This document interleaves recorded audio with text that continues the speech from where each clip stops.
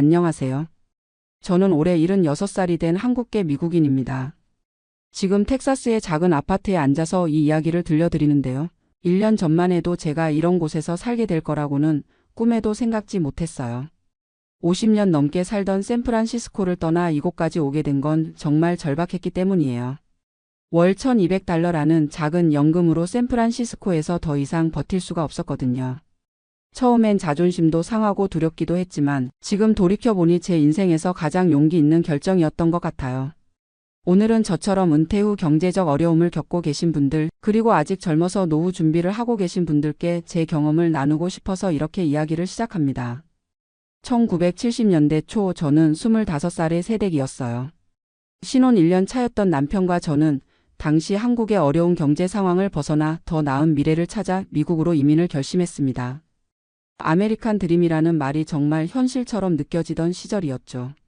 남편은 고등학교만 졸업했지만 손재주가 좋았고 저 역시 바느질을 조금 할 줄 알았어요.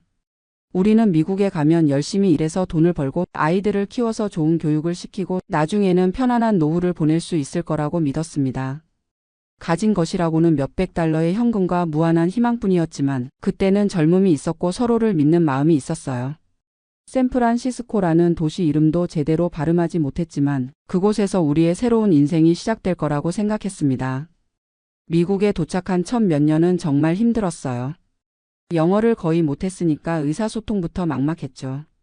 병원에 가도 은행에 가도 심지어 장을 보러 가도 모든 게 어려웠어요. 처음에는 남편의 먼 친척이 운영하는 작은 아파트 지하실에서 살았는데 창문도 제대로 없는 곳이었지만 그래도 감사했어요. 남편은 건설 현장에서 막일을 시작했고 저는 차이나타운 근처의 의류 공장에서 미싱일을 했습니다. 하루에 12시간씩 일해도 받는 돈은 얼마 안 됐지만 그래도 한국에서보다는 나았어요. 무엇보다 여기서는 열심히 일하면 언젠가는 더 나아질 거라는 희망이 있었거든요. 영어 공부는 TV를 보면서 혼자 했어요. 미국 드라마나 뉴스를 보면서 따라 말하고 모르는 단어는 사전을 찾아가며 노트에 적었습니다. 몇 년이 지나면서 우리는 샌프란시스코의 리치몬드 지역에 정착하게 됐어요.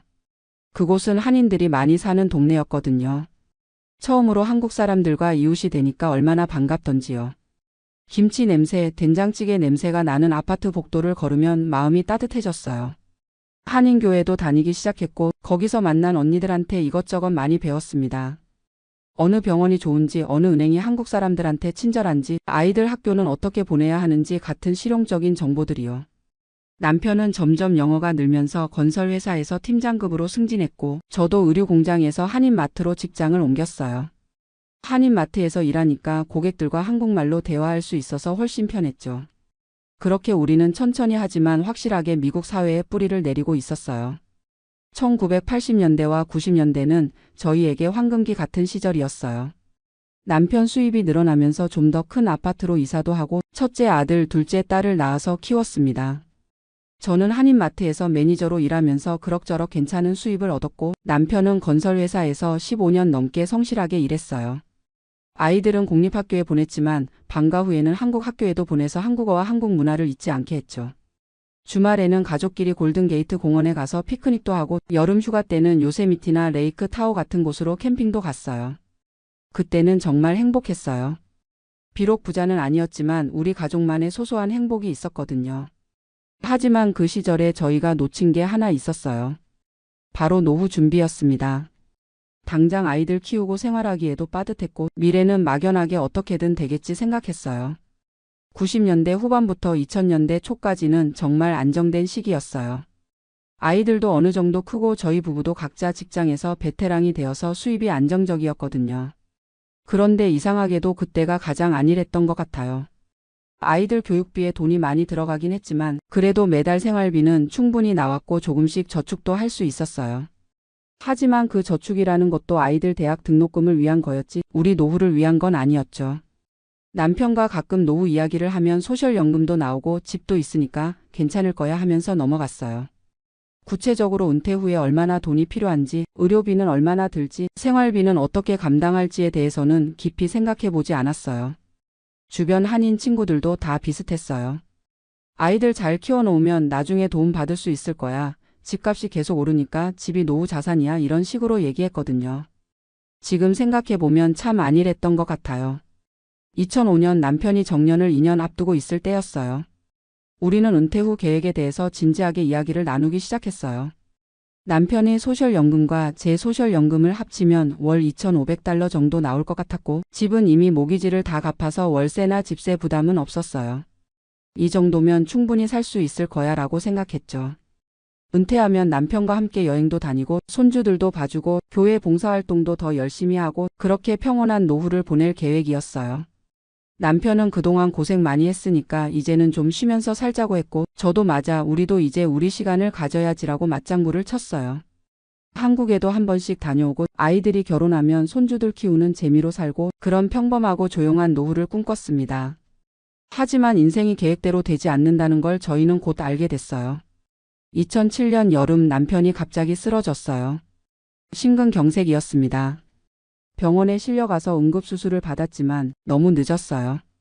의사 선생님이 최선을 다했지만 내사 상태라고 말씀하시던 그 순간을 저는 평생 잊을 수 없어요. 남편과 함께 계획했던 모든 것들이 한순간에 사라져 버렸어요. 장례를 치르고 나니까 혼자 남겨진 현실이 너무 막막했어요. 33년 동안 함께했던 사람이 없으니까 모든 게 다 어색했죠. 혼자 밥을 먹는 것도 혼자 TV를 보는 것도 심지어 혼자 잠자리에 드는 것도 익숙하지 않았어요. 게다가 갑자기 경제적인 것들을 다 혼자 처리해야 했어요. 은행 일, 보험 일, 세금 일. 그동안 남편이 다 해주던 것들을 혼자서 배워가며 해야 했죠. 친구들과 교회 사람들이 많이 도와주셨지만 결국 제 인생은 제가 책임져야 하는 거였어요. 남편이 세상을 떠나고 1년 후인 2008년 저는 62살에 은퇴를 했어요. 원래는 65살까지 일할 생각이었는데 남편 없이 혼자 일하는 게 너무 힘들어서 조기 은퇴를 선택했어요. 소셜연금은 1,200달러가 나왔어요. 남편 것은 받을 수 없었거든요. 제가 먼저 신청해버려서요. 만약 남편 연금의 50%를 받았다면 더 많이 받을 수 있었을 텐데 그때는 잘 몰랐어요. 1,200달러로 샌프란시스코에서 생활하는 건 처음부터 빠듯했어요. 집은 있으니까 월세는 안 내지만 재산세 관리비 공과금만 해도 월 500달러는 나갔거든요. 나머지 700달러로 식비, 의료비, 교통비, 기타 생활비를 감당해야 했어요. 처음에는 그래도 어떻게든 되겠지 했는데 생각보다 훨씬 어려웠어요. 특히 의료비가 만만치 않았어요. 메디케어가 있긴 하지만 본인 부담금도 있고 처방약값도 만만치 않았거든요. 2010년대 들어서면서 샌프란시스코 물가가 정말 심각하게 오르기 시작했어요. 실리콘밸리 붐 때문에 젊고 돈 많은 사람들이 몰려들면서 모든 게 비싸졌어요. 제가 장을 보러 다니던 세이프웨이에서 우유 한 갤런이 5달러가 넘었어요. 예전에는 3달러도 안 했는데 말이에요. 외식은 꿈도 못 꿨어요. 중국집에서 짜장면 하나가 15달러, 한국 식당에서 김치찌개가 20달러였거든요. 가스비도 갤런당 4달러를 넘어서 차 운전하기도 부담스러웠어요. 그나마 집이 있어서 망정이지 만약 렌트를 내야 했다면 정말 어떻게 했을지 모르겠어요. 주변에 렌트로 사는 한인 어르신들 이야기를 들어보니까 원룸도 월 2,500달러는 기본이었거든요. 제 연금으로는 집세만 내고 나면 남는 게 없는 상황이었죠. 그때부터 진짜 심각하게 전략을 시작했어요. 생활비를 줄이기 위해 별의별 방법을 다 써봤어요. 외식은 완전히 끊었고 집에서 밥만 해 먹었어요. 한인마트에서 세일할 때만 장을 받고 유통기한 임박 상품들만 골라서 샀어요. 전기료를 아끼려고 여름에도 에어컨을 거의 안 틀고 겨울에도 히터를 최소한으로만 틀었어요. 친구들과 만나는 것도 줄였어요. 커피숍에서 만나면 돈이 들고 식당에서 만나면 더 돈이 들었거든요. 대신 집에서 만나거나 공원에서 산책하면서 이야기하는 식으로 바꿨어요. 옷은 구딜이나 세이브웨이션 아미 같은 중고 매장에서만 샀고 미용실도 한인타운에서 가장 싼 곳으로 갔어요. 그렇게 절약하고 절약해도 매달 적자였어요. 은행에 조금씩 모아둔 돈을 조금씩 빼서 쓰고 있었는데 그것도 언젠가는 바닥날 거라는 생각에 불안했어요. 2018년 가을 정말 큰 충격을 받은 일이 있었어요. 집주인한테서 편지가 온 거예요. 재산세가 많이 올라서 HOA 비용을 월 250달러에서 400달러로 올리겠다는 내용이었어요. 한 달에 150달러씩 더 내야 한다는 얘기였죠. 그게 얼마나 큰 돈인지 아세요? 제 월 연금 1,200달러에서 150달러가 더 나간다는 건 정말 치명적이었어요. 그날 밤에 잠을 한숨도 못 잤어요. 계산기를 놓고 이리저리 계산해봐도 답이 안 나왔어요. 월 지출이 $1,100 정도였는데 $1,250가 되는 거잖아요. 연금으로는 완전히 모자라는 상황이 된 거죠. 은행에 있는 돈도 이런 식으로 쓰면 2년을 못 버틸 것 같았어요. 그때 처음으로 진짜 절박함을 느꼈어요. 이대로 가다가는 정말 큰일 나겠구나 하는 생각이 들었죠. 아침에 일어나서 거울을 보는데 제 얼굴이 너무 초췌해 보였어요. 스트레스 때문에 살도 많이 빠지고 잠도 제대로 못 자고 있었거든요. 주변 친구들한테 하소연을 했더니 여러 가지 조언을 해주더라고요. 룸메이트를 구해봐, 정부 보조 받을 수 있는 시니어 하우징 알아봐, 아들, 딸한테 도움 요청해봐 이런 식으로요. 하나씩 알아봤는데 다 쉽지 않았어요. 룸메이트는 제 나이에 낯선 사람과 함께 사는 게 쉽지 않을 것 같았고, 시니어 하우징은 대기자가 너무 많아서 언제 들어갈 수 있을지 모르는 상황이었어요. 가장 힘들었던 건 아이들한테 도움을 요청하는 것에 대한 마음이었어요. 첫째 아들은 뉴욕에서 회계사로 일하고 있었고, 둘째 딸은 워싱턴 DC에서 간호사로 일하고 있었거든요. 둘 다 각자 가정이 있고 아이들 키우느라 바쁜 상황이었어요. 물론 제가 힘들다고 하면 도와줄 거라는 걸 알고 있었지만 자식들한테 짐이 되고 싶지 않았어요. 평생 열심히 살았는데 늙어서 자식들한테 손을 벌려야 하나 하는 생각에 자존심이 상했어요. 그렇다고 이대로 있을 수도 없는 상황이었고요. 그러던 중에 교회에서 만난 언니 한 분이 텍사스 이야기를 해주셨어요. 거기는 생활비가 정말 저렴해 세금도 없고 집값도 싸라고 하시는 거예요. 처음에는 제가 이 나이에 어떻게 이사를 해요 했는데 그분이 요즘은 인터넷으로 다 알아볼 수 있어 한번 찾아봐라고 하시더라고요. 집에 와서 컴퓨터를 켜고 텍사스 생활비에 대해 찾아봤어요. 손녀가 가르쳐준 구글 검색을 이용해서 말이에요. 정말 놀라웠어요. 텍사스는 주정부 소득세가 없고 집값도 샌프란시스코의 절반 이하였어요. 특히 한인들이 많이 사는 휴스턴이나 달라스 지역을 보니까 시니어 아파트 월세가 $800에서 $1,000 정도였어요. 샌프란시스코에서는 상상도 못할 가격이었죠. 식료품 가격도 훨씬 저렴하고 가스비, 전기료도 다 쌌어요. 계산기를 두드려 보니까 텍사스에서는 제 연금 $1,200로도 충분히 생활할 수 있을 것 같았어요. 아니, 충분히가 아니라 여유 있게 살 수 있을 것 같았어요. 하지만 막상 이사를 결심하는 건 쉽지 않았어요. 50년 넘게 살던 곳을 떠난다는 게 말처럼 간단한 일이 아니었거든요. 샌프란시스코에는 제 모든 추억이 담겨 있었어요. 남편과 함께 신혼살림을 차렸던 첫 아파트, 아이들을 키웠던 집, 매주 다니던 교회, 단골 한인마트, 친구들과 산책하던 공원. 이 모든 걸 뒤로하고 낯선 곳으로 간다는 게 두려웠어요. 만약에 텍사스에서 적응하지 못하면 어떻게 하지? 친구도 없는 곳에서 혼자 어떻게 살지? 병원은 어디로 가야 하고 한인마트는 있기나 한 건지? 이런 걱정들이 밤마다 저를 잠 못 들게 했어요. 그런데 한편으로는 이대로 샌프란시스코에 있으면 정말 큰일 날 것 같았어요. 매달 적자가 나는 상황에서 언젠가는 집까지 팔아야 할지도 몰랐거든요. 그러면 정말 갈 곳이 없어지는 거였어요. 차라리 지금이라도 용기를 내서 변화를 시도해보자는 생각이 들었어요. 2019년 봄 드디어 결심을 했어요. 텍사스로 이사를 가기로요. 아이들한테 전화해서 이야기했더니 둘 다 놀라면서도 지지해줬어요.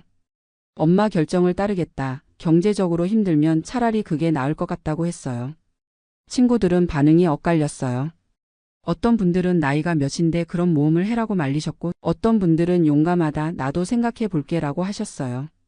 교회에서는 송별 모임도 해주셨어요. 50년 가까이 다닌 교회를 떠나는 게 가장 아쉬웠어요.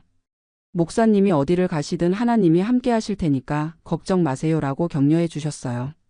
이사 준비를 하면서 가장 힘들었던 건 물건을 정리하는 거였어요.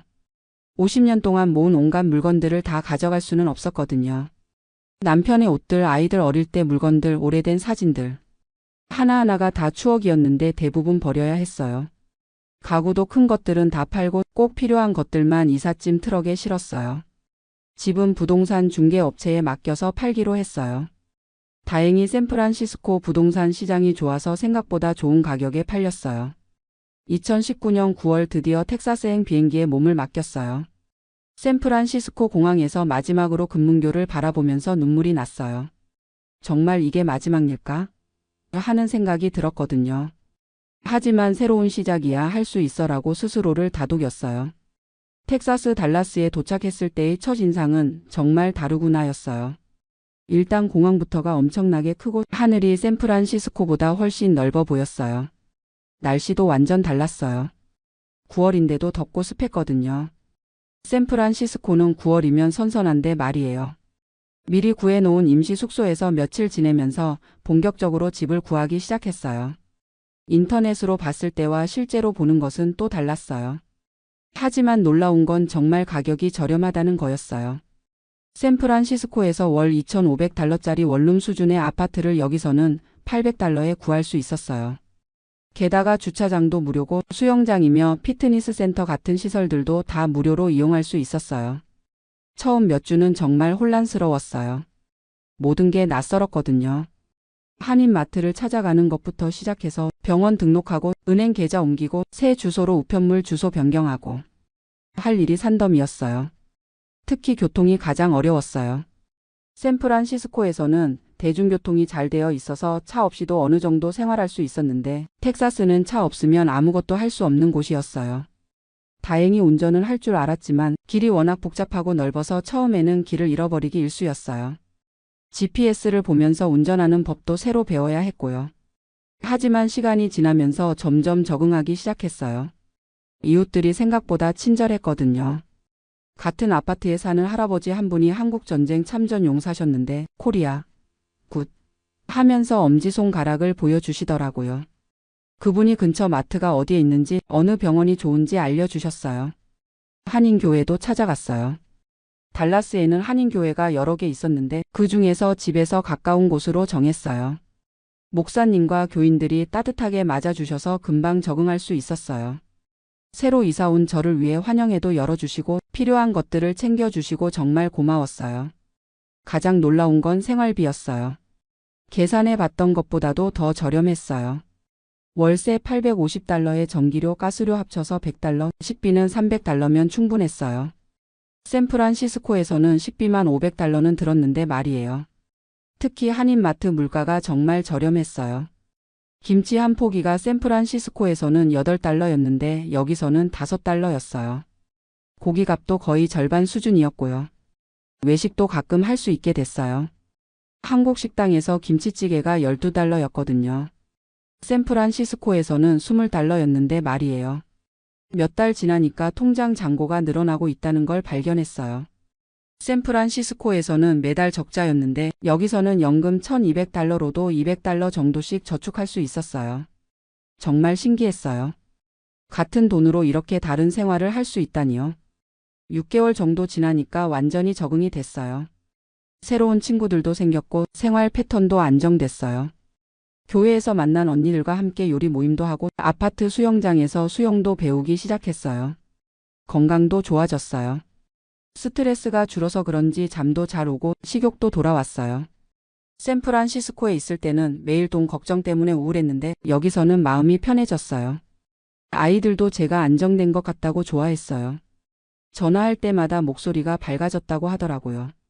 1년이 지나고 나서 샌프란시스코에 있는 친구들을 만나러 갔어요.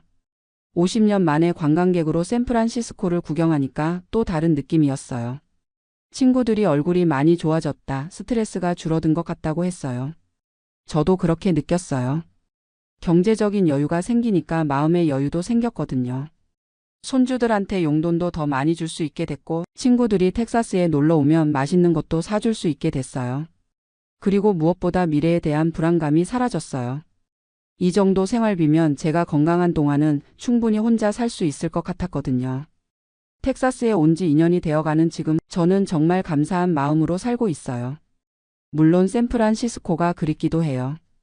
특히 안개 낀 금문교나 피셔맨즈 워프의 바다 냄새 같은 것들이요. 하지만 그런 그리움보다는 현재의 안정감이 더 소중해요. 76살의 나이에 새로운 곳에서 새로운 인생을 시작할 수 있다는 것 자체가 축복이라고 생각해요. 돌이켜보면 제가 젊었을 때 가장 큰 실수는 노후 준비를 제대로 하지 않은 거였어요. 남편과 저는 아이들 키우고 생활하느라 바빠서 미래에 대한 구체적인 계획을 세우지 않았어요. 어떻게든 되겠지라는 막연한 생각으로 살았던 거죠. 하지만 현실은 그렇게 호락호락하지 않았어요. 특히 의료비나 생활비, 인플레이션 같은 것들을 전혀 고려하지 않았어요. 소셜연금만으로는 부족하다는 것도 늦게야 깨달았고요. 그리고 한 곳에만 계속 살아야 한다는 고정관념도 문제였어요. 나이가 들면 변화가 어렵다고 생각했는데 실제로는 변화를 통해서 더 나은 삶을 살 수 있었거든요. 이제 저와 비슷한 상황에 계신 분들께 몇 가지 말씀드리고 싶어요. 첫째, 은퇴 준비는 정말 중요해요. 젊을 때부터 구체적인 계획을 세우고 실행하셔야 해요. 소셜연금만으로는 절대 충분하지 않아요. 추가적인 저축이나 투자가 필요해요. 둘째, 생활비가 저렴한 지역으로의 이주를 고려해 보세요. 저처럼 꼭 비싼 도시에서 살 필요는 없어요. 같은 돈으로 훨씬 나은 생활을 할 수 있는 곳들이 많아요. 셋째, 나이를 핑계로 변화를 두려워하지 마세요. 물론 쉽지 않지만 불가능하지도 않아요. 저도 76살에 새로운 곳에서 새로운 인생을 시작했거든요. 넷째, 자존심 때문에 혼자 끙끙 앓지 마세요. 가족이나 친구들한테 도움을 요청하는 것도 때로는 필요해요. 하지만 그보다는 스스로 해결책을 찾아보는 게 더 중요해요. 다섯째, 건강이 가장 중요해요. 건강해야 어떤 변화든 시도할 수 있어요. 평소에 운동도 하고 건강 관리도 잘 하세요. 저는 이제 텍사스에서의 새로운 인생을 즐기고 있어요. 매일 감사한 마음으로 살고 있고 남은 인생을 의미 있게 보내려고 노력하고 있어요. 여러분도 어떤 어려움에 처하시더라도 포기하지 마시고 용기를 내어 새로운 길을 찾아보세요. 인생은 마지막까지 변화할 수 있고 더 나아질 수 있어요. 제 이야기가 비슷한 고민을 하고 계신 분들께 조금이라도 도움이 됐으면 좋겠어요. 감사합니다. 안녕하세요. 저는 올해 63세가 된 김성호라고 합니다. 캘리포니아에서 30년 넘게 살다가 작년에 애리조나로 이사 온 한인입니다. 오늘 제가 이렇게 사연을 보내는 이유는 많은 분들이 소셜 시큐리티 언제 받을지 고민하시는데 제가 62세에 조기 수령한 경험을 나누고 싶어서입니다. 작년 5월 제 62번째 생일이 지나고 한 달 뒤에 소셜 시큐리티를 신청했습니다.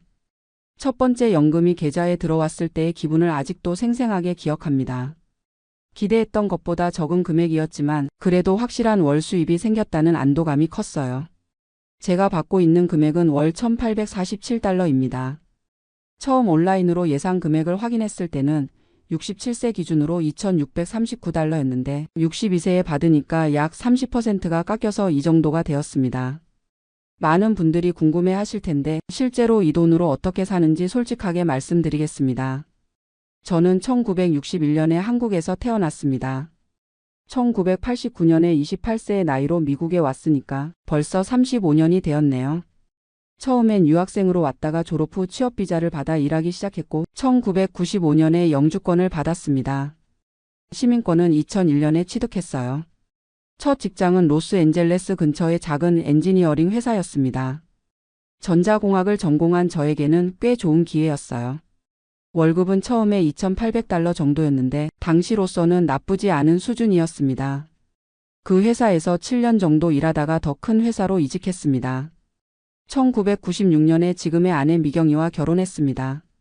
아내도 한국에서 온 이민자였고 병원에서 엑스레이 기사로 일했어요. 신혼 초기에는 둘 다 열심히 일해서 월 합산 소득이 6,000달러 정도 되었습니다. 그때가 제 인생에서 가장 희망찬 시기였던 것 같아요. 첫째 아들 지훈이가 1998년에 태어나고 둘째 딸 지영이가 2000년에 태어났습니다. 아이들이 태어나면서 지출이 크게 늘었지만 그래도 저희는 꿈이 있었어요. 좋은 학군에 집을 사서 아이들을 잘 키우겠다는 목표가 있었거든요. 2002년에 토렌스에 있는 3베드룸 타운하우스를 45만 달러에 샀습니다. 다운 페이먼트로 9만 달러를 넣고 30년 모기지를 받았어요. 월 페이먼트가 보험과 세금 포함해서 2,650달러 정도였는데 당시 저희 소득으로는 부담스러웠지만 감당할 만했습니다. 제가 두 번째로 이직한 회사는 항공우주 관련 엔지니어링 업체였습니다. 거기서 15년 정도 일했는데 연봉이 차츰 올라서 2010년 즈음에는 8만 5천 달러 정도 받았어요. 하지만 2008년 금융위기 때 정말 힘들었습니다. 회사에서 레이오프가 있었고 저는 다행히 살아남았지만 월급이 동결되었어요. 그 시기에 집값도 많이 떨어졌습니다. 45만 달러에 산 집이 한때 28만 달러까지 떨어졌을 때는 정말 절망적이었어요. 모기지 페이먼트는 그대로인데 집값은 모기지 잔액보다 훨씬 낮으니까 언더워터 상태가 되었던 거죠. 아내도 그 시기에 병원에서 시간이 줄어들었습니다. 풀타임에서 파트타임으로 바뀌면서 소득이 절반으로 줄었어요. 가족 전체 소득이 월 7,000달러에서 5,500달러로 떨어지면서 정말 힘들었습니다. 그래도 저희는 버텼습니다. 아이들 교육비를 줄일 수도 없었고 집을 팔 수도 없는 상황이었으니까요. 그때부터 진짜 전략 생활이 시작되었어요. 외식은 거의 하지 않았고 휴가도 몇 년간 포기했습니다. 2017년에 세 번째 회사로 이직했습니다. 좀 더 안정적인 제조업체였는데 연봉이 92,000달러까지 올랐어요. 그때가 제 커리어에서 가장 높은 연봉이었습니다. 하지만 나이가 56세였으니까 새로운 환경에 적응하는 게 쉽지 않았어요. 그 무렵 집값이 다시 오르기 시작했습니다. 2018년경에는 저희 집이 65만 달러 정도 되었고 2020년에는 75만 달러까지 올랐어요. 모기지 잔액이 15만 달러 정도 남아 있었으니까 드디어 상당한 에쿼티가 생긴 거죠. 아이들은 이미 다 컸습니다. 지훈이는 UC 어바인을 졸업하고 IT 회사에 취직했고 지영이는 간호학과를 나와서 로스앤젤레스의 병원에서 일하고 있어요. 둘 다 독립해서 자기 길을 잘 가고 있었습니다. 2020년 팬데믹이 시작되면서 제 인생에 큰 변화가 왔습니다. 회사에서 재택근무를 하게 되면서 굳이 비싼 캘리포니아에 살 필요가 있나 하는 생각이 들기 시작했어요. 특히 제가 60세가 되면서 은퇴에 대해 진지하게 고민하기 시작했습니다. 그때 저희 401k 계좌에는 약 42만 달러가 있었어요. 30년 넘게 꾸준히 넣었지만 솔직히 넉넉한 은퇴를 하기에는 부족한 금액이었습니다. 회사에서 매칭으로 주는 것 포함해서 연봉의 15% 정도는 계속 넣었는데 그동안 몇 번의 경제 위기를 겪으면서 손실도 있었고 2008년 위기 때는 한때 절반으로 줄기도 했거든요. 2021년에 본격적으로 은퇴 계획을 세우기 시작했습니다. 소셜 시큐리티 웹사이트에 가서 제 예상 연금액을 확인해 봤어요. 67세에 은퇴하면 월 2,639달러를 받을 수 있다고 나와 있었습니다. 62세에 조기 은퇴하면 1,847달러, 70세까지 미루면 3,275달러였습니다. 처음에는 당연히 67세까지 기다려야 한다고 생각했어요. 하지만 상황이 바뀌었습니다. 2021년 말에 회사에서 조기 은퇴 패키지를 제안했거든요. 55세 이상 직원들에게 특별 은퇴 혜택을 주는 프로그램이었습니다. 그 패키지는 꽤 매력적이었어요. 기본 월급의 18개월치에 해당하는 세버런스를 주고 의료보험도 2년간 회사에서 계속 지원해 주기로 했습니다. 제 경우에는 약 13만 8천 달러의 세버런스를 받을 수 있었어요. 아내와 많은 대화를 나눴습니다. 아내는 아직 59세였고 병원에서 계속 일할 수 있었어요. 그녀의 소득이 월 4,200달러 정도 되었으니까 제가 일을 그만두더라도 당분간은 괜찮을 것 같았습니다. 가장 큰 결정 요인은 이사였습니다. 캘리포니아 집값이 너무 올라서 저희 집이 2021년 말에 85만 달러까지 올랐어요. 모기지는 거의 다 갚아서 12만 달러만 남아 있었고요. 그 집을 팔고 애리조나로 이사가면 훨씬 저렴하게 살 수 있겠다는 계산이 나왔습니다. 애리조나 피닉스 근처를 여러 번 다녀왔어요. 거기서 괜찮은 집을 35만 달러 정도에 살 수 있었거든요. 캘리포니아 집을 팔면 70만 달러 정도 현금이 남는데 그중 35만 달러로 애리조나에서 집을 현금으로 사고 나머지 35만 달러는 투자하거나 비상금으로 저축해 두는 거죠. 2022년 3월에 조기 은퇴 패키지를 받고 퇴사했습니다. 그리고 5월에 캘리포니아 집을 실제로 83만 달러에 팔았어요. 시장이 조금 식어서 예상보다는 적었지만 그래도 모기지 상환하고 리얼터 수수료 내고 나니까 약 68만 달러가 남았습니다. 애리조나로 이사한 것은 정말 잘한 결정이었어요. 피닉스에서 동쪽으로 30분 정도 떨어진 메사라는 도시에 집을 샀는데 3베드룸 2화장실에 차고 2개짜리 단독주택을 32만 달러에 현금으로 샀습니다. 캘리포니아 집보다는 조금 작지만 마당도 넓고 새로 리모델링된 깔끔한 집이었어요. 이사 비용이나 새 집 가구 사는 비용 등을 다 포함해서 약 5만 달러 정도 들었으니까 결국 30만 달러 정도가 순현금으로 남았습니다. 그 돈은 CD에 20만 달러, 주식 인덱스 펀드에 10만 달러 정도 분산 투자했어요. 2022년 5월 18일 제 62번째 생일 다음 달에 소셜 시큐리티를 신청했습니다. 온라인으로 신청하는 과정은 생각보다 간단했어요. 필요한 서류들을 업로드하고 신청서를 작성하는데 1시간 정도 걸렸습니다. 약 6주 뒤인 7월에 첫 번째 연금이 들어왔어요. 정확히 1,847달러.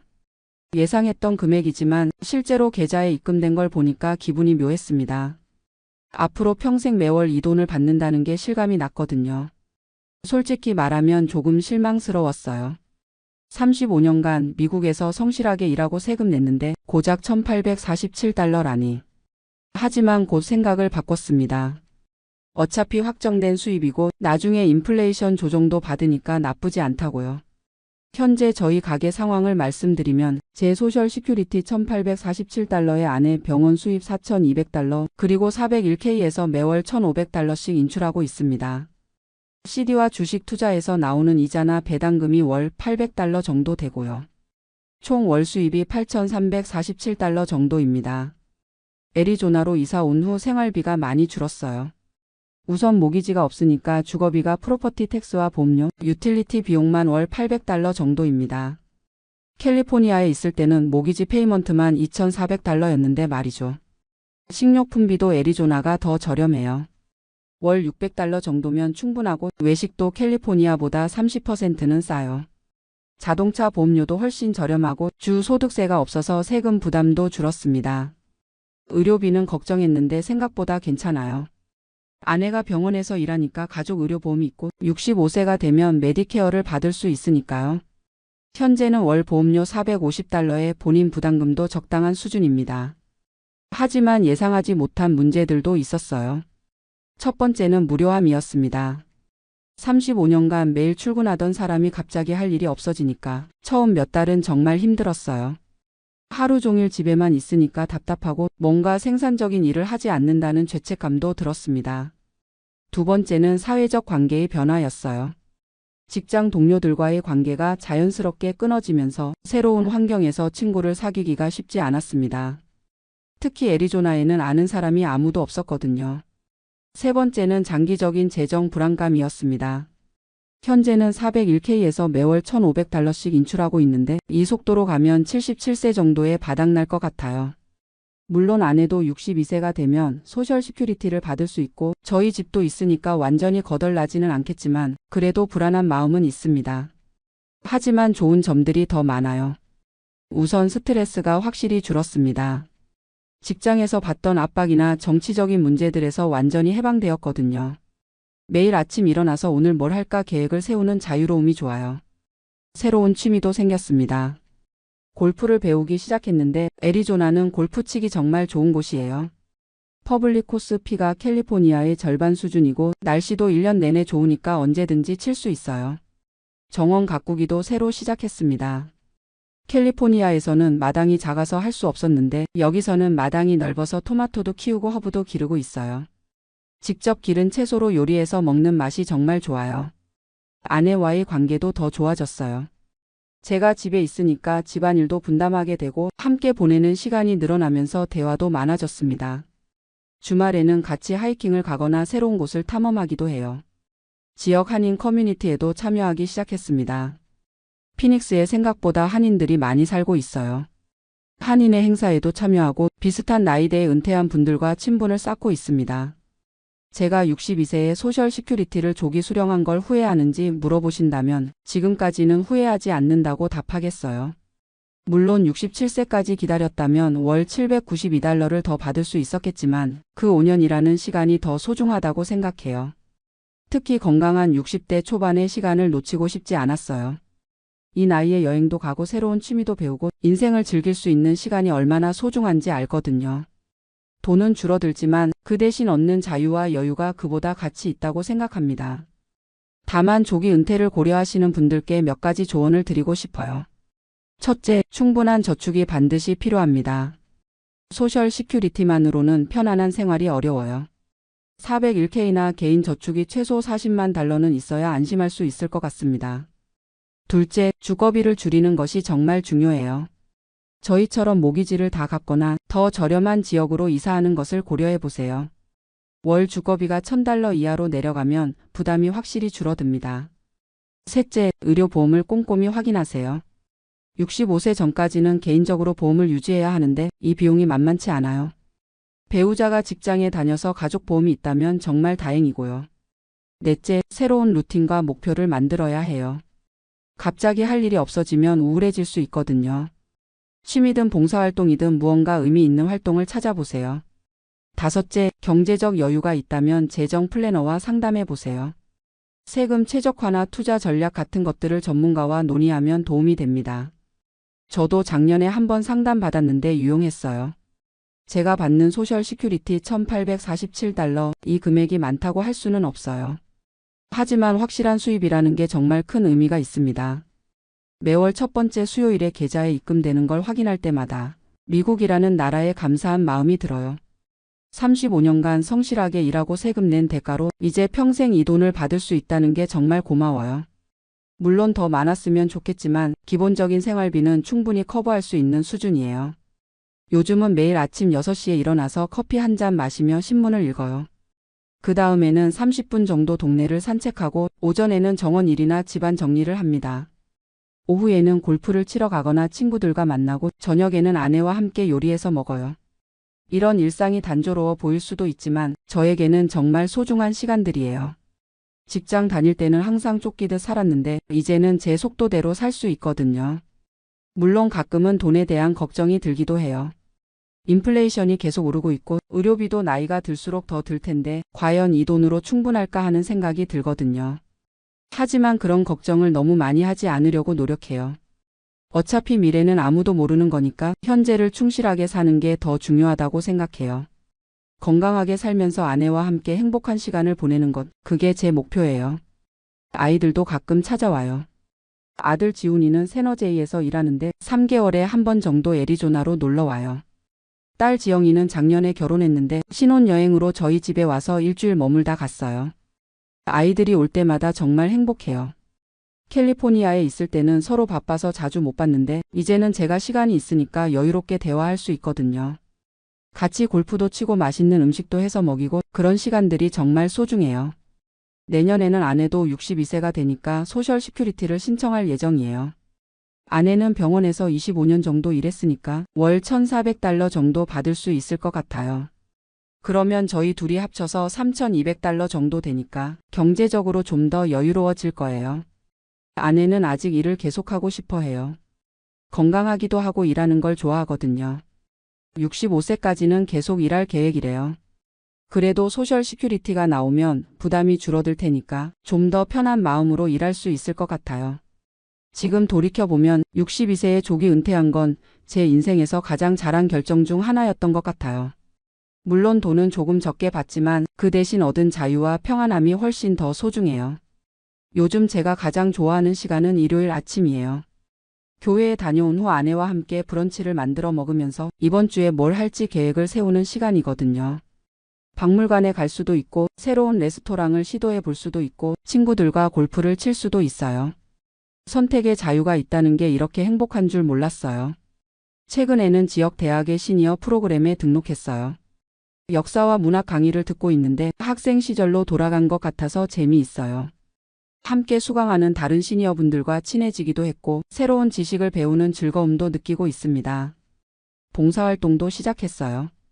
지역 푸드뱅크에서 주 2회 봉사하고 있는데 제가 가진 시간을 의미 있게 쓸 수 있어서 보람 있어요.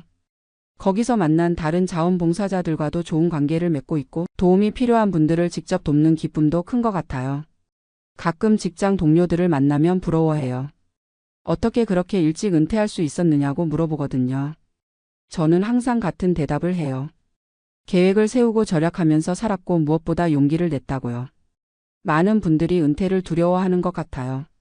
수입이 줄어드는 것에 대한 불안감도 있고 할 일이 없어질까봐 걱정하시기도 하고요. 저도 처음에는 그런 걱정이 있었지만 막상 해보니까 생각보다 괜찮았어요. 중요한 건 마음가짐인 것 같아요. 부족한 것에 집중하지 말고 가진 것에 감사하는 마음을 갖는 거죠. 제가 받는 $1,847가 적다고 생각할 수도 있지만 세계 어느 나라에서도 이런 안정적인 연금 시스템은 찾기 어려워요. 특히 한국에서 온 이민자로서 미국의 소셜 시큐리티 시스템에 정말 감사해요. 35년간 성실하게 일한 것만으로도 평생 연금을 받을 수 있다는 게 얼마나 큰 축복인지 몰라요. 한국에 있는 친구들 이야기를 들어보면 노후 준비가 정말 어렵다고 하거든요. 요즘 제가 꿈꾸는 것은 여행이에요. 아직 코로나 때문에 해외여행은 조심스럽지만 미국 내에서 아직 가보지 못한 곳들을 천천히 둘러보고 싶어요. 내셔널 파크들도 가보고 역사적인 도시들도 방문해보고 싶고요. 아내가 은퇴하면 함께 RV를 사서 장기 여행을 해볼까도 생각해요. 애리조나에서 만난 친구 중에 그런 분이 계신데 정말 재미있어 보이더라고요. 3개월 정도 미국 전체를 돌아다니면서 각 지역의 문화와 음식을 경험해 보는 거죠. 손주들도 기대하고 있어요. 딸 지영이가 내년에 아기를 가질 계획이라고 하더라고요. 할아버지가 되는 상상을 하니까 정말 설레어요. 시간이 충분하니까 손주 돌보는 것도 적극적으로 도와줄 수 있을 것 같고 아이와 함께 보내는 시간이 얼마나 소중할지 벌써부터 기대됩니다. 재정적인 면에서는 계속 신중하게 관리하고 있어요. 매월 가계부를 작성해서 지출을 점검하고 투자 포트폴리오도 정기적으로 검토해요. 401k에서 인출하는 금액도 시장 상황에 따라 조절하고 있고 필요하면 지출을 줄이는 것도 고려할 준비가 되어 있어요. 하지만 너무 인색하게 살지는 않으려고 해요. 돈을 아끼기 위해 인생을 즐기지 못한다면 조기 은퇴한 의미가 없잖아요. 적당한 선에서 절약하면서도 하고 싶은 일들은 하면서 살고 있어요. 예를 들어 외식은 일주일에 한두 번 정도 하고 골프도 퍼블릭 코스에서만 치지만 즐겁게 하고 있어요. 여행도 럭셔리하게 하지는 않지만 1년에 두세 번 정도는 새로운 곳을 가보려고 해요. 건강 관리에도 더 신경 쓰게 되었어요. 시간이 있으니까 규칙적으로 운동할 수 있고 식사도 더 건강하게 준비할 수 있거든요. 매일 아침 30분씩 걷기 운동을 하고 주 3회는 피트니스 센터에 가서 근력 운동도 해요. 정기 건강검진도 빠뜨리지 않고 받고 있어요. 나이가 들수록 건강이 가장 중요한 자산이라는 걸 실감해요. 아무리 돈이 있어도 건강하지 않으면 의미가 없잖아요. 다행히 지금까지는 큰 문제 없이 건강하게 지내고 있어서 감사해요. 이제 63세가 된 저에게 소셜 시큐리티 $1,847는 단순한 수입 이상의 의미가 있어요. 그 돈은 제가 35년간 미국에서 성실하게 살아온 증거이고 앞으로도 안정적으로 살아갈 수 있다는 보장이에요. 액수가 크지 않다고 실망하시는 분들도 계실 텐데 저는 이렇게 생각해요. 소셜 시큐리티는 노후 생활의 기초가 되는 돈이지 전부가 되어서는 안 된다고요. 나머지는 개인적인 저축과 투자로 채워나가야 하는 거죠. 만약 지금 40대이시거나 50대 초반이시라면 은퇴 계획을 진지하게 세워보시기 바랍니다. 401k에 최대한 많이 넣으시고 회사에서 매칭해 주는 것도 꼭 받으세요. 또한 생활비를 줄일 수 있는 방법들도 미리 고민해 보시고요. 특히 주거비 부담을 줄이는 것이 정말 중요해요. 모기지를 빨리 갚거나 은퇴 후에 더 저렴한 지역으로 이사하는 것도 좋은 방법이에요. 저희처럼 캘리포니아에서 애리조나로 이사한 것만으로도 생활비가 월 $1,500 정도 줄었거든요. 그리고 소셜 시큐리티를 언제 받을지도 신중하게 결정하세요. 개인의 건강 상태, 가족 상황, 재정 상태를 종합적으로 고려해서 판단하시면 됩니다. 무조건 67세까지 기다리는 게 최선은 아니에요. 저처럼 62세에 조기 수령하는 것도 나쁘지 않은 선택일 수 있어요. 다만 충분한 준비가 되어 있어야 한다는 전제하에서 말이죠. 월 생활비가 $3,000 이하로 내려갈 수 있고 추가 수입원이 있다면 충분히 고려해 볼 만해요. 마지막으로 제가 하고 싶은 말은 은퇴가 끝이 아니라 새로운 시작이라는 것입니다. 직장에서의 정체성을 벗어나서 진짜 자신이 원하는 삶을 살 수 있는 기회거든요. 저는 62세에 새로운 인생을 시작했어요. 매일 아침 일어날 때마다 오늘 하루를 어떻게 보낼지 설렘으로 가득해요. 이런 기분은 직장 다닐 때는 느낄 수 없었던 거예요. 소셜 시큐리티 $1,847, 이 돈이 제게는 자유의 상징이에요. 많지 않은 돈이지만 이 돈 덕분에 제가 원하는 삶을 살 수 있거든요. 지금 은퇴를 고민하고 계신 모든 분들께 용기를 내시라고 말씀드리고 싶어요. 충분한 준비만 되어 있다면 생각보다 괜찮을 거예요. 무엇보다 건강할 때 인생을 즐기는 것이 중요하다고 생각해요. 제 사연이 같은 고민을 하고 계신 분들께 조금이나마 도움이 되었으면 좋겠습니다. 감사합니다. 제 평생 이렇게 바보 같은 짓을 한 적이 없습니다. 65세가 되어서야 깨달은 게 있다면 돈이라는 건 정말 무서운 것이라는 겁니다. 안녕하세요. 저는 올해 65세가 된 김성훈이라고 합니다. 30년 전 젊은 나이에 미국으로 이민을 와서 지금까지 미국 시애틀에서 살고 있어요. 지금 이 순간도 가슴이 답답해서 잠을 못 자고 있습니다. 아내는 옆에서 자고 있는데 제가 무슨 일을 벌였는지 아직 모르거든요. 어떻게 말해야 할지 모르겠어요. 30년간 한 푼 두 푼 모은 은퇴자금 $1,000,000를 한국 주식에 몰빵했다가 반토막이 났습니다. 정확히는 51만 달러가 남았어요. 49만 달러가 증발한 거죠. 우리 돈으로 치면 6억 5천만 원이 날아간 겁니다. 이런 얘기를 누구에게 할 수 있겠어요. 그래서 이렇게 사연을 보내게 됐습니다. 저는 1959년생으로 서울 성동구에서 태어났습니다. 아버지는 작은 공장을 운영하셨고 어머니는 집에서 아이들을 돌보셨어요. 중학교 때까지는 그럭저럭 살았는데 아버지 사업이 어려워지면서 집안 형편이 힘들어졌어요. 고등학교는 야간 고등학교를 다녔고 낮에는 공장에서 일했습니다. 그래도 공부는 좋아했어서 야간 공과대학에 들어갔어요. 기계공학을 전공했습니다. 졸업하고 대기업에 들어가려고 했는데 당시에는 야간대 출신을 잘 안 뽑더라고요. 그래서 중견 기계 부품 회사에 들어가서 엔지니어로 일했습니다. 5년 정도 일하면서 기술도 배우고 경험도 쌓았어요. 그런데 1990년대 초반 회사 사정이 어려워지기 시작했어요. 그 무렵 대학 선배 한 분이 미국에 계셨는데 미국으로 오라고 하시더라고요. 당시 미국에서는 기계 엔지니어 수요가 많았거든요. 고민 끝에 1994년 35세의 나이에 아내와 함께 미국으로 왔습니다. 아이들은 아직 없었어요. 첫째가 미국에서 태어났거든요. 처음에는 정말 힘들었습니다. 영어도 서툴고 미국 회사 문화도 낯설고요. 하지만 기술만큼은 자신이 있었어요. 시애틀에 있는 중견 제조업체에 들어갔습니다. 항공기 부품을 만드는 회사였어요.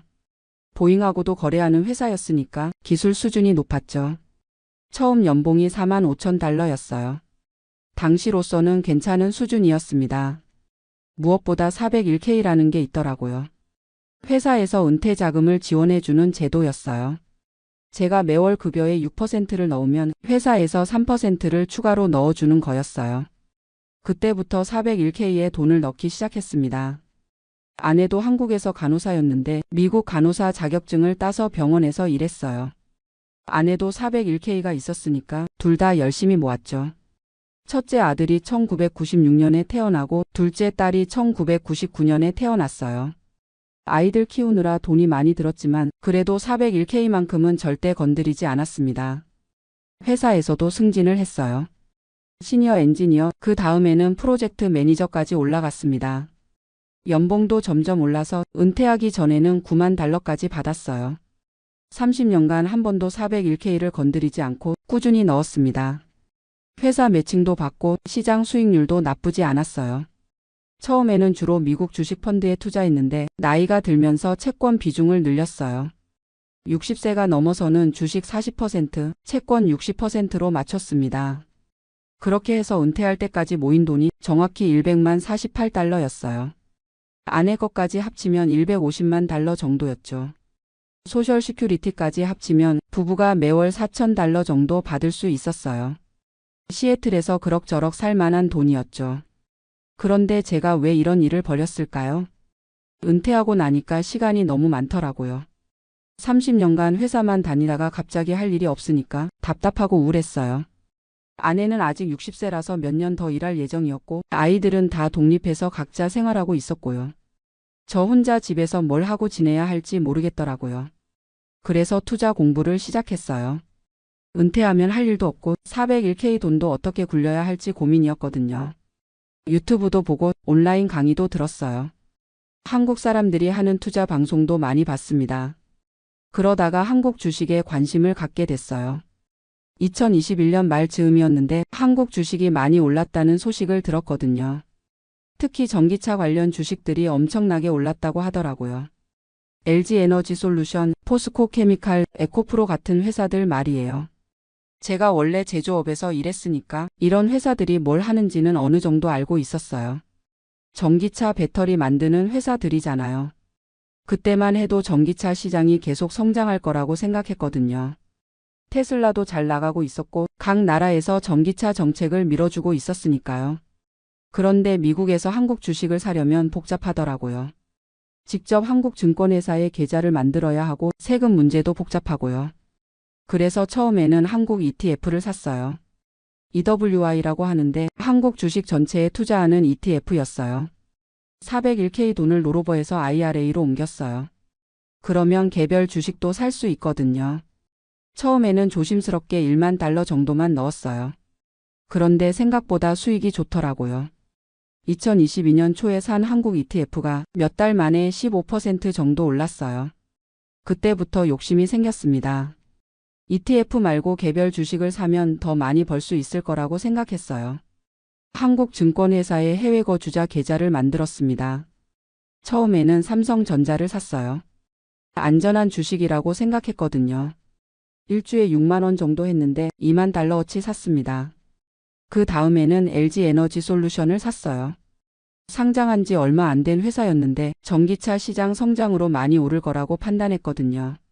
처음에는 정말 잘 됐어요. 2022년 여름까지는 제가 산 주식들이 계속 올랐거든요. 삼성전자는 7만 원까지 올랐고 LG에너지솔루션은 50만 원을 넘기기도 했어요. 그때 제 계좌 평가액이 한 6만 달러 정도였는데 8만 달러까지 올랐어요. 한 달 만에 2만 달러를 번 거죠. 그 맛을 본 이후로는 더 과감해졌어요. 401k 돈을 조금씩 더 옮겨서 투자했습니다. 10만 달러, 20만 달러 이런 식으로 점점 늘려갔어요. 아내는 그때도 일하고 있어서 제가 뭘 하는지 자세히 몰랐어요. 그냥 투자 공부하고 있다고만 했거든요. 2022년 말까지는 정말 잘 됐어요. 제 계좌에 40만 달러 정도 들어 있었는데 평가액이 55만 달러까지 올랐습니다. 15만 달러를 번 거예요. 그때 생각이 이참에 크게 한번 해보자는 거였어요. 어차피 나이도 많고 다시 돈 벌 기회도 별로 없으니까 401k 돈을 다 넣어서 큰 돈을 벌어보자고 생각했습니다. 그래서 2023년 초에 401k 돈을 거의 다 옮겼어요. 80만 달러를 추가로 넣었습니다. 총 120만 달러가 제 한국 주식 계좌에 들어간 거죠. 그때만 해도 자신만만했어요. 한국 경제가 회복되고 전기차 시장도 계속 성장할 거라고 믿었거든요. 특히 중국 시장이 열리면서 한국 배터리 회사들이 큰 돈을 벌 거라고 생각했어요. CATL이라는 중국 배터리 회사와 경쟁하면서 기술력으로 이길 수 있을 거라고 봤습니다. 그런데 2023년 봄부터 분위기가 이상해지기 시작했어요. 중국 경제가 생각보다 안 좋다는 소식이 들리고 전기차 시장 성장세도 둔화된다는 얘기가 나왔어요. 처음에는 일시적인 조정이라고 생각했어요.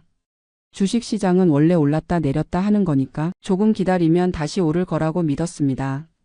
그런데 계속 떨어지더라고요. 삼성전자가 6만 원대로 떨어지고 LG에너지솔루션은 40만 원대까지 내려갔어요. 그래도 팔지 않고 버텼습니다. 일단 투자한 돈이니까 손절하기가 아까웠거든요. 그리고 한국 주식을 공부하면서 정말 좋은 회사들이 많다는 걸 알았어요. 삼성전자나 SK하이닉스 같은 반도체 회사들, 현대차나 기아 같은 자동차 회사들 다 세계적인 경쟁력을 갖고 있는 회사들이잖아요. 특히 반도체 분야에서는 한국이 세계 1, 2위를 다투고 있으니까 장기적으로는 분명히 오를 거라고 생각했어요. 그래서 더 샀습니다. 물타기를 한 거죠. 주가가 떨어질 때마다 조금씩 더 샀어요. SK하이닉스도 샀고 현대차도 샀고 포스코홀딩스도 샀어요. 한국의 대표 기업들이니까 안전할 거라고 생각했거든요. 2023년 여름까지는 그럭저럭 버텼어요. 계좌 평가액이 90만 달러 정도였으니까 30만 달러 정도 손해를 본 상태였죠. 그런데 2023년 8월부터 정말 끔찍한 일이 벌어졌어요. 코스피가 2600에서 2200까지 떨어진 거예요. 제가 산 주식들도 모두 다 같이 떨어졌습니다. 삼성전자는 5만 원대까지 떨어지고 LG에너지솔루션은 30만 원 밑으로 내려갔어요. SK하이닉스도 반토막이 났고요. 그때부터 정말 잠을 못 잤어요. 매일 아침에 일어나서 주식 시세를 확인하는데 계속 떨어지기만 하는 거예요. 한국 시간이 미국 시간과 반대니까 밤새 우리나라 주식 시장이 열리잖아요. 그래서 밤에 잠을 못 자고 계속 핸드폰으로 주가를 확인했어요. 아내가 이상하게 생각하기 시작했어요. 밤에 잠을 못 자고 낮에는 피곤해서 계속 누워있고 밥도 제대로 안 먹고요. 그래도 아직 정확한 얘기는 하지 못했어요. 401k 돈을 다 넣었다는 걸 말하면 아내가 얼마나 놀랄지 뻔했거든요. 2023년 10월에는 정말 최악이었어요. 코스피가 2200 밑으로 떨어지면서 제 계좌도 70만 달러까지 내려갔어요. 50만 달러 손해를 본 거죠. 그때 정말 팔까 생각했어요. 더 떨어지기 전에 손절을 하는 게 맞는 것 같았거든요.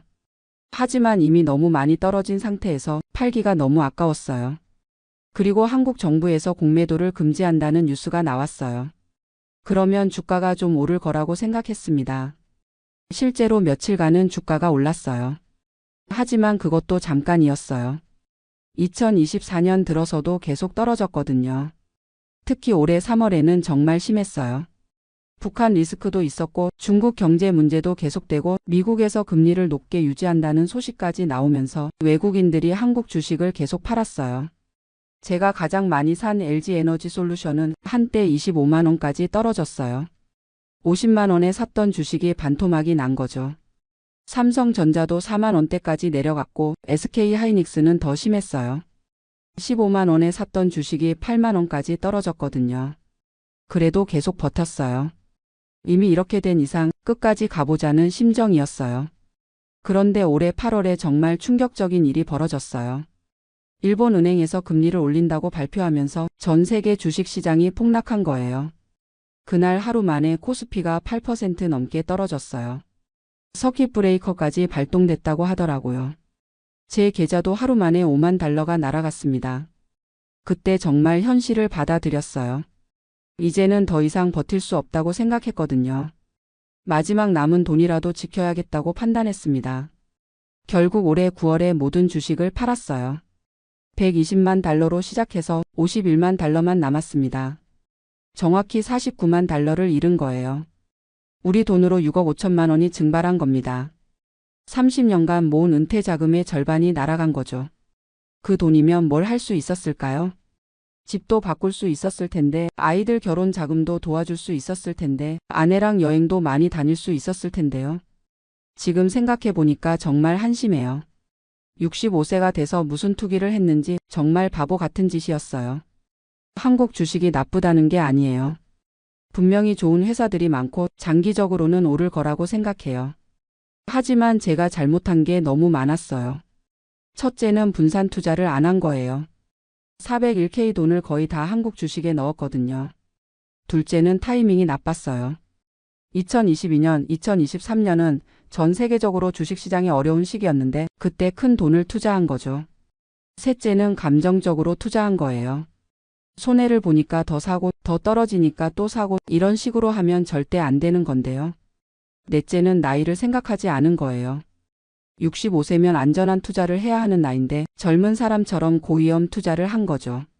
지금 와서 후회해도 소용없지만 정말 돌이킬 수 없는 실수를 했어요. 아내한테는 아직 정확한 얘기를 못했어요. 투자해서 좀 손해를 봤다고만 했거든요. 49만 달러를 잃었다고 하면 아내가 얼마나 놀랄지 상상이 안 돼요. 다행히 아내 401k는 건드리지 않았어요. 그리고 소셜 시큐리티도 받을 수 있고요. 집도 이미 다 갚았으니까 당장 굶어 죽지는 않을 거예요. 하지만 계획했던 은퇴 생활은 불가능해졌어요. 원래는 여행도 다니고 손주들 용돈도 주고 여유롭게 살려고 했는데 이제는 그런 꿈은 접어야겠어요. 혹시 아직 아르바이트라도 해야 할까 생각하고 있어요. 65세에 다시 일자리를 구하기는 쉽지 않겠지만 그래도 뭔가 해야 할 것 같아요. 아이들한테도 미안해요. 원래는 유산도 좀 남겨주려고 했는데 이제는 오히려 짐이 될까봐 걱정이에요. 무엇보다 아내한테 미안합니다. 30년간 같이 고생해서 모은 돈을 제 혼자 판단해서 날려버렸으니까요. 지금 이 글을 쓰면서도 손이 떨려요.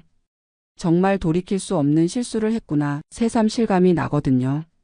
젊은 분들한테 하고 싶은 말이 있어요. 투자는 정말 신중하게 하세요. 특히 은퇴 자금은 절대 모험하지 마세요. 그리고 나이가 들수록 안전한 투자를 해야 해요. 저처럼 65세에 주식 투기를 하면 안 됩니다. 젊을 때는 손해를 봐도 만회할 시간이 있지만 나이가 들면 기회가 없어요. 또 한 가지는 가족과 상의하라는 거예요. 혼자 결정하지 말고 큰 투자는 가족과 함께 의논해서 하세요. 저처럼 혼자 결정하면 큰 실수를 할 수 있어요. 마지막으로 욕심을 부리지 마세요. 큰 돈을 벌려고 하다가 큰 돈을 잃어요. 적당한 수익에 만족하는 게 좋습니다. 이제 남은 51만 달러로 어떻게 살아갈지 계획을 새로 세워야 해요. 안전한 투자로 바꿔서 조금이라도 더 늘려보려고 합니다. 그리고 아내한테는 곧 사실을 말해야겠어요. 아무리 미안하고 부끄러워도 숨길 수는 없으니까요. 혹시 저와 비슷한 실수를 하신 분이 계시다면 너무 자책하지 마세요. 이미 벌어진 일은 어쩔 수 없으니까 앞으로라도 현명하게 살아야죠. 돈을 잃은 것도 아프지만 가장 아픈 건 가족들한테 실망을 안겨줄 거라는 생각이에요. 30년간 신중하고 계획적이었던 제가 마지막에 이런 실수를 했다는 게 믿어지지 않아요. 하지만 이제라도 정신을 차리고 남은 인생을 현명하게 살아보려고 합니다. 비록 돈은 많이 잃었지만 건강은 아직 괜찮제 시도 김계속 편집으니까 할 수 있는 일들을 찾아보려고 해요. 그리고 이번 일을 통해서 깨달은 게 있어요. 돈이 전부가 아니라는 거죠. 물론 돈이 중요하긴 하지만 가족의 건강과 화목이 더 소중하다는 걸 알았어요. 아내가 아직 모르고 있지만 언젠가 알게 되면 분명히 실망할 거예요. 하지만 그래도 저를 용서해 줄 거라고 믿어요. 30년간 함께 살아온 사이니까요. 아이들도 처음에는 놀라겠지만 결국은 이해해 줄 거라고 생각해요. 다행히 둘 다 직장이 있고 각자 잘 살고 있으니까요. 저도 이제 마음을 바꿔먹었어요. 남은 돈으로 무리하게 투자하지 않고 안전하게 예금이나 국채에 넣어둘 거예요. 수익률은 낮지만 원금은 보장되니까요. 그리고 혹시 가능하다면 파트타임 일자리라도 찾아보려고 해요. 한국 마트에서 일하거나 한국 사람들 상대로 번역 일을 하거나 뭔가 할 수 있는 일이 있을 거예요.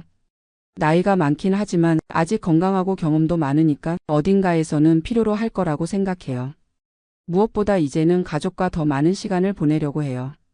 돈 걱정 때문에 스트레스 받고 혼자 끙끙 앓는 대신에 가족들과 솔직하게 얘기하고 함께 해결책을 찾아보려고 합니다. 손주들도 이제 조금씩 큰데 할아버지로서 해줄 수 있는 일들이 많을 거예요. 돈은 많이 못 줘도 시간과 관심은 줄 수 있잖아요. 그리고 한국과의 인연도 다시 생각해보게 됐어요. 투자 때문에 한국에 관심을 갖게 됐는데 비록 돈은 잃었지만 고향에 대해 더 많이 알게 된 건 수학이에요. 코로나 때문에 못 갔지만 언젠가 다시 한국에 가보고 싶어요. 이번에는 투자 목적이 아니라 순수하게 고향을 보러 가고 싶습니다. 서울도 많이 바뀌었을 테고 어린 시절 살던 동네도 어떻게 됐는지 궁금해요. 비록 돈은 별로 없지만 검소하게라도 여행할 수 있을 거예요. 이번 일로 제 자신에 대해서도 많은 걸 알았어요. 겉으로는 신중하고 계획적인 사람이라고 생각했는데 실제로는 욕심도 많고 감정적인 면도 있더라고요. 특히 손해를 보면 그걸 만회하려고 더 큰 모험을 하는 성격이라는 걸 깨달았어요. 이런 성격이 투자에는 독이 되는 거였죠. 앞으로는 이런 제 성격을 잘 알고 큰 결정을 할 때는 더 신중하게 하려고 해요. 그리고 혼자 결정하지 말고 반드시 가족과 상의하겠습니다. 지금 생각해보면 왜 그때 아내한테 얘기를 안 했을까 후회돼요. 아내가 말렸다면 이런 일은 없었을 텐데 제 고집 때문에 혼자 결정한 거죠. 아내는 저보다 훨씬 현실적이거든요. 간호사로 일하면서 여러 사람들을 봐왔으니까 세상을 보는 눈이 저보다 냉정해요. 만약 그때 아내한테 상의했다면 분명히 너무 위험하다, 조금씩만 해봐라라고 했을 거예요. 하지만 저는 그런 조언을 듣기 싫었던 거죠. 큰 돈을 벌어서 아내를 놀라게 해주고 싶었거든요. 그 욕심이 결국 독이 됐어요. 이제는 정말 겸손해졌습니다. 65세에 이런 교훈을 얻게 될 줄 몰랐어요. 나이가 들어서도 배울 게 많다는 걸 깨달았습니다. 젊은 분들이 이 사연을 듣고 교훈을 얻으셨으면 좋겠어요. 저 같은 실수는 하지 마세요. 특히 은퇴 자금만큼은 정말 조심해서 다루세요. 한 번 잃으면 다시 만회하기 어려워요. 저는 이제 65세니까 새로 돈을 벌 기회가 많지 않지만 젊은 분들은 아직 시간이 있으니까 신중하게 하시기 바랍니다. 그리고 투자를 하더라도 절대 한 곳에 몰빵하지 마세요. 분산 투자가 정말 중요해요. 저처럼 한국 주식에만 몰빵하면 위험해요. 또 하나는 감정적으로 투자하지 말라는 거예요. 손해를 보면 더 사고 이익을 보면 더 욕심을 내고 이런 식으로 하면 결국 큰 손해를 봐요. 미리 계획을 세우고 그 계획대로 차근차근 하는 게 좋아요. 저처럼 충동적으로 하면 안 됩니다. 마지막으로 가족과의 소통이 정말 중요해요. 큰 돈이 걸린 결정은 혼자 하지 마시고 반드시 가족과 상의하세요. 가족이 여러분의 가장 좋은 조언자예요. 지금 이 순간에도 아내가 옆에서 자고 있는데 내일 아침에는 정말 솔직하게 얘기해야겠어요. 49만 달러를 잃었다는 것도 앞으로 어떻게 살아갈지도요. 물론 아내가 많이 놀라고 실망할 거예요. 하지만 이제라도 솔직하게 얘기하고 함께 해결책을 찾는 게 맞다고 생각해요. 혼자 끙끙 앓으면서 스트레스 받는 것보다는 가족과 함께 현실을 받아들이고 새로운 계획을 세우는 게 낫겠죠. 비록 돈은 많이 잃었지만 아직 건강하고 가족도 있으니까 다시 시작할 수 있을 거라고 생각해요. 물론 예전 같은 여유로운 은퇴 생활은 어렵겠지만 그래도 검소하게나마 행복하게 살 수 있을 거예요. 이 사연을 들으시는 분들도 저 같은 실수는 하지 마시고 행복한 노후를 준비하시기 바랍니다. 돈도 중요하지만 건강과 가족이 더 소중하다는 걸 잊지 마세요. 저는 돈을 잃고 나서야 이걸 깨달았지만 여러분은 미리 알아두시기 바랍니다. 긴 이야기를 들어주셔서 감사합니다. 이렇게 얘기하고 나니까 마음이 좀 가벼워지네요. 내일부터는 정말 새로운 마음으로 남은 인생을 현명하게 살아보겠습니다.